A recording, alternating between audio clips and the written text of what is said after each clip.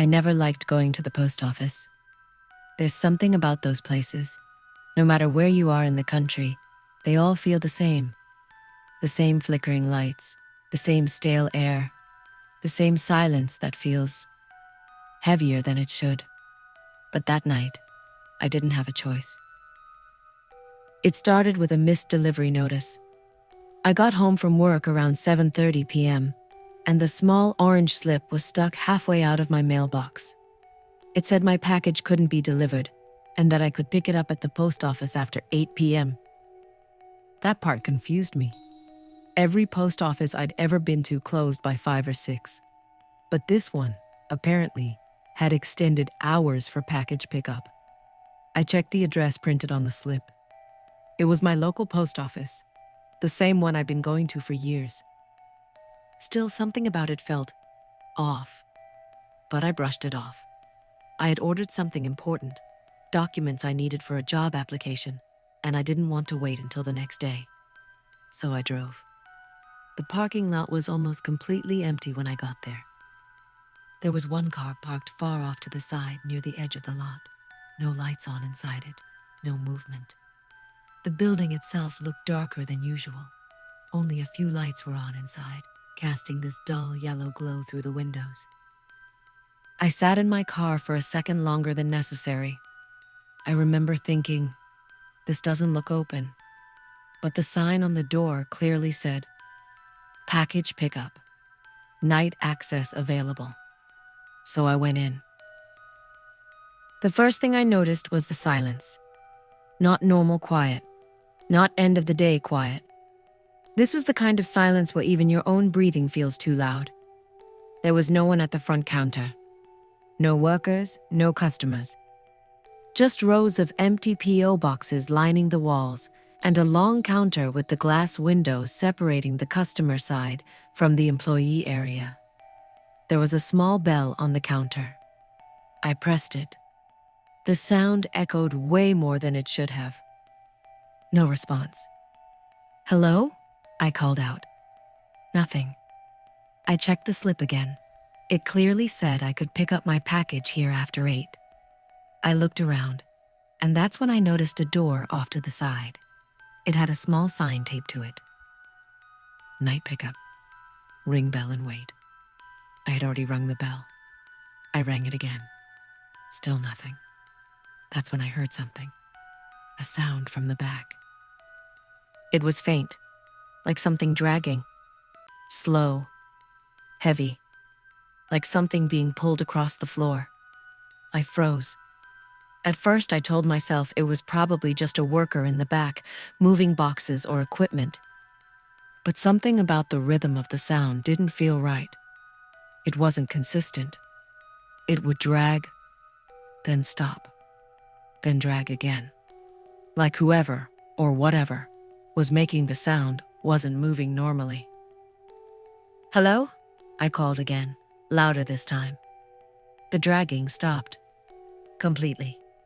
The silence came back instantly. Too instantly.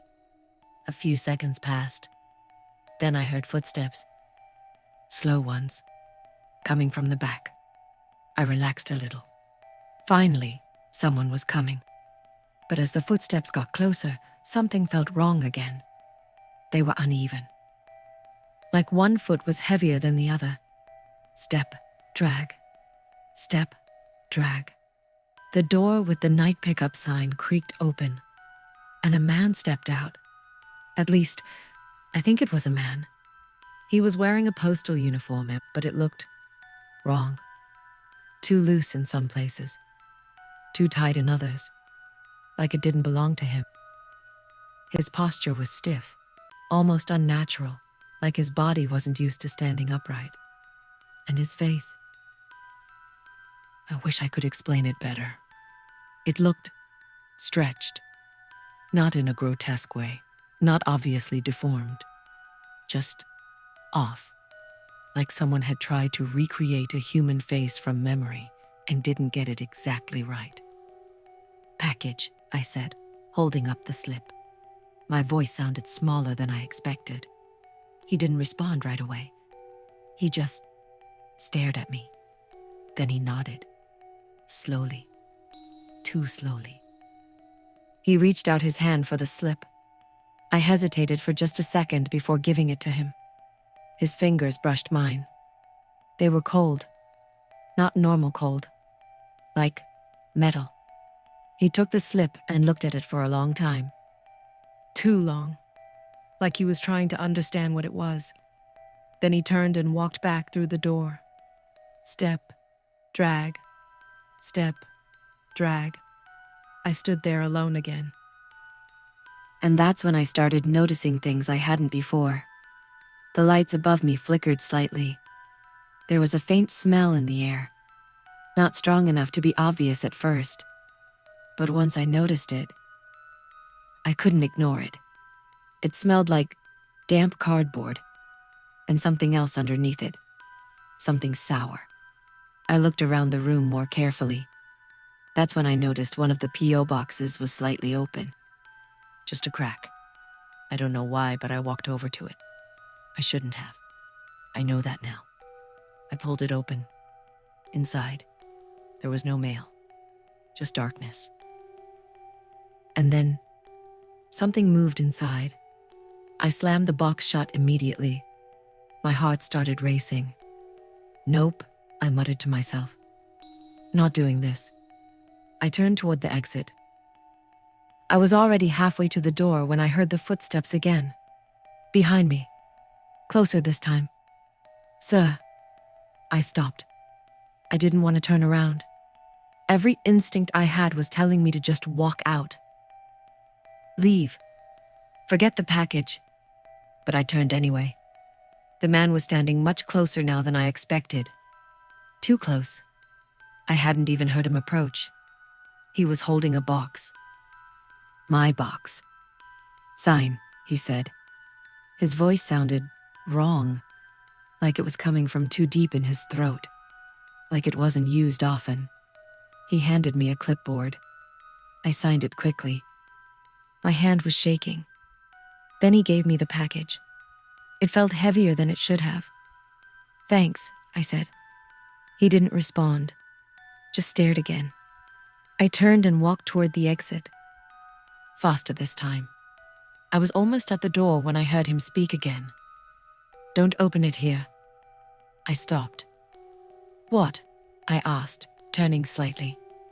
He was still standing in the same spot. Not moving. Don't open it here, he repeated. There was something in the way he said it that made my stomach drop. Okay, I said slowly. Then I left. I got to my car and locked the doors immediately. I didn't even start the engine right away. I just sat there, staring at the building. That's when I noticed something. The lights inside were off. All of them. The entire building was dark. But I had just been inside. I had just seen him. I started the car and drove off without looking back. I didn't open the package that night. I couldn't. Something about it felt wrong. I left it on my kitchen table and went to bed. But I didn't sleep. Around 2 a.m., I heard something. A soft sound. Coming from the kitchen. Like something shifting. I sat up in bed, listening. There it was again. A faint dragging sound. Step, drag. Step, drag. My blood went cold. The same sound. From the post office. I grabbed my phone and slowly walked toward the kitchen. The package was still on the table, but it had moved. Just slightly. And there was something else. The tape had been opened. Just a little. Like something inside had pushed against it. I didn't touch it. I backed away slowly. And that's when I heard it. From inside the box. A whisper. Wrong place. I ran. I didn't stop until I was outside. I spent the rest of the night in my car. When the sun came up, I went back inside. The package was gone. Completely gone. No signs of it anywhere. But the front door was open. I know I locked it. I always lock it. I went back to the post office later that day. It was closed. Permanently. There was a notice on the door saying it had been shut down weeks ago. I asked around. Neighbors, local stores. They all said the same thing. No one's worked there for a while, but I know what I saw. And sometimes, late at night, I still hear it. Outside. Step. Drag. Step. Drag. And once, just once, I heard a voice near my window. Quiet. Almost familiar. Wrong address. I haven't checked my mailbox since. But sometimes, I find those orange slips anyway. With my name on them. And no return address. I live in Quezon City. And like most people here, I avoid going to the post office unless I absolutely have to. If you've ever been to one, you know what I mean. The long lines, the slow system, the uncomfortable silence between strangers, and that strange feeling that time moves differently inside those buildings. But what happened to me wasn't about slow service. It was about something that shouldn't have been there at all.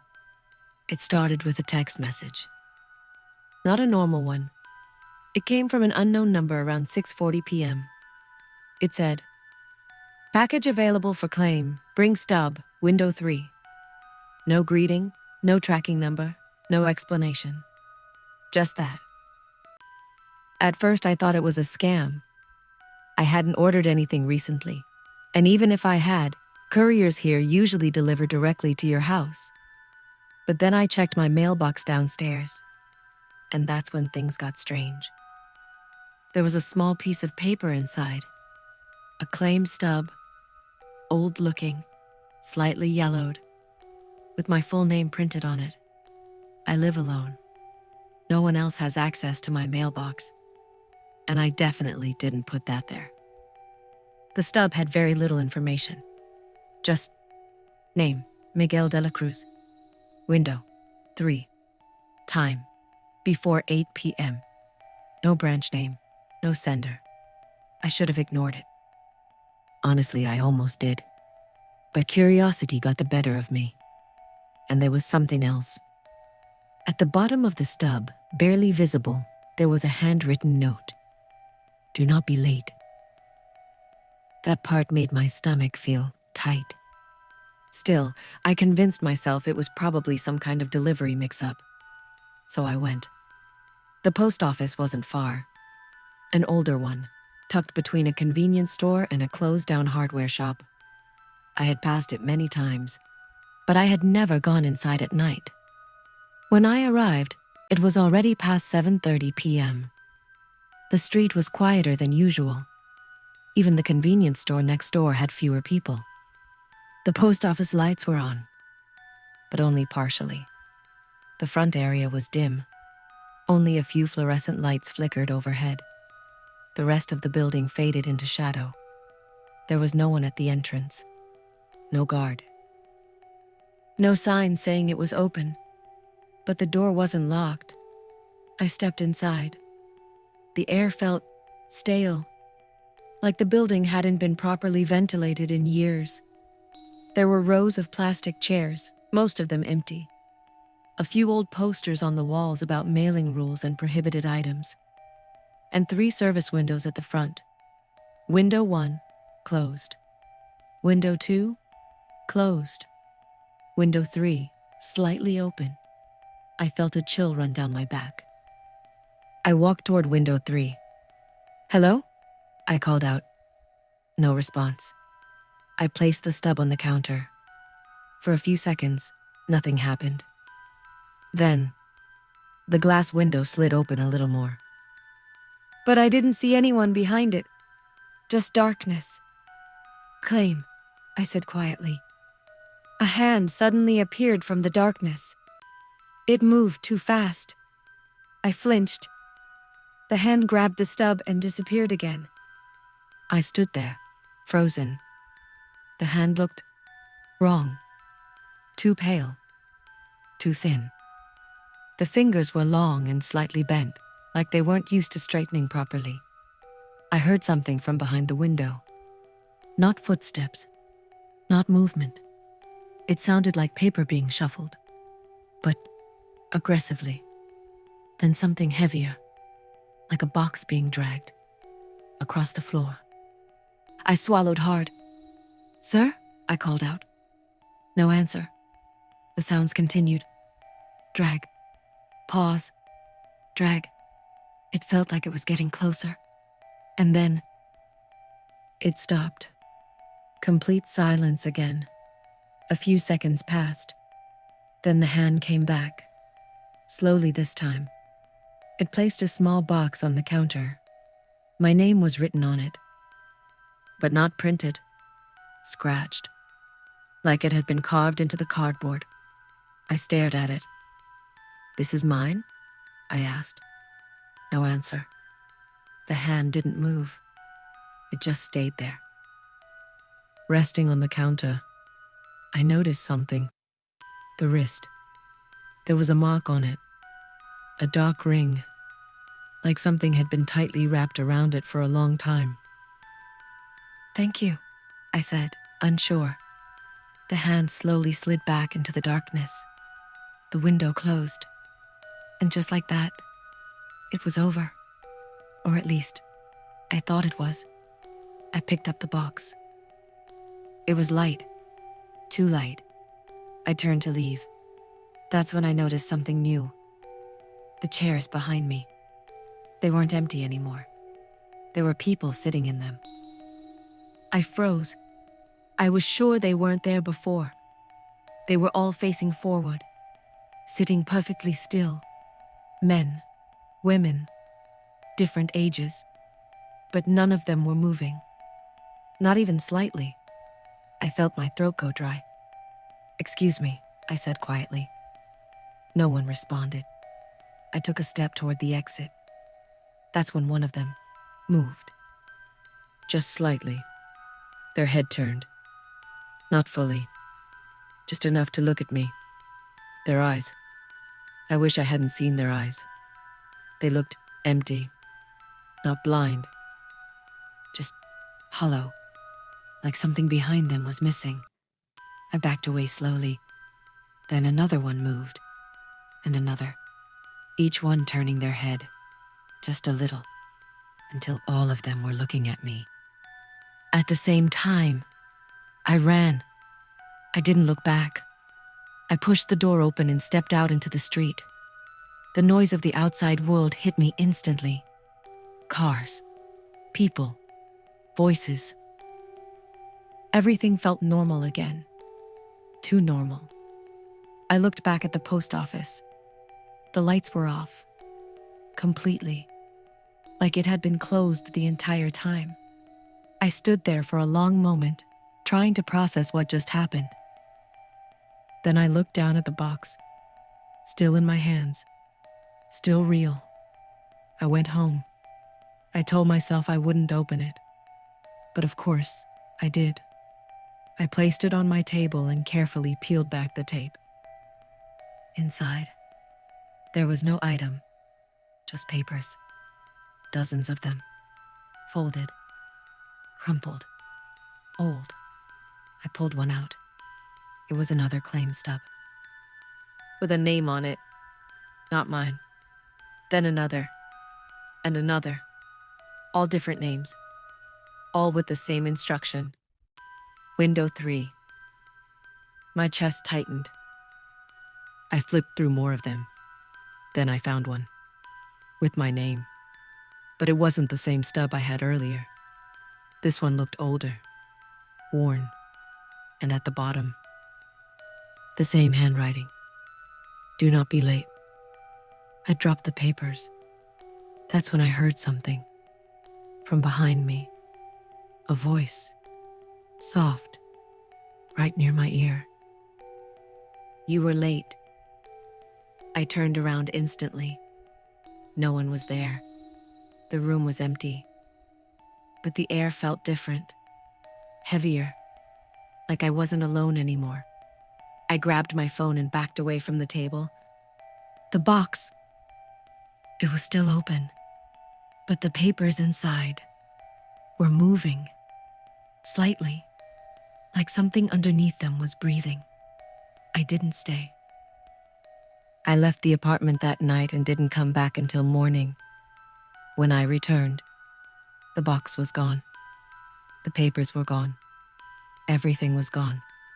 Like it never happened. Except my table. There was something scratched into it. Deep enough that I couldn't ignore it. 3 simple words. Window 3 waiting. I don't go near post offices anymore. I don't check my mailbox either. Because sometimes, late at night, I still get messages from unknown numbers. Always the same. Return, window 3. And last week, I found something outside my door. A small piece of paper, folded, waiting. I haven't opened it yet, but I already know what it says.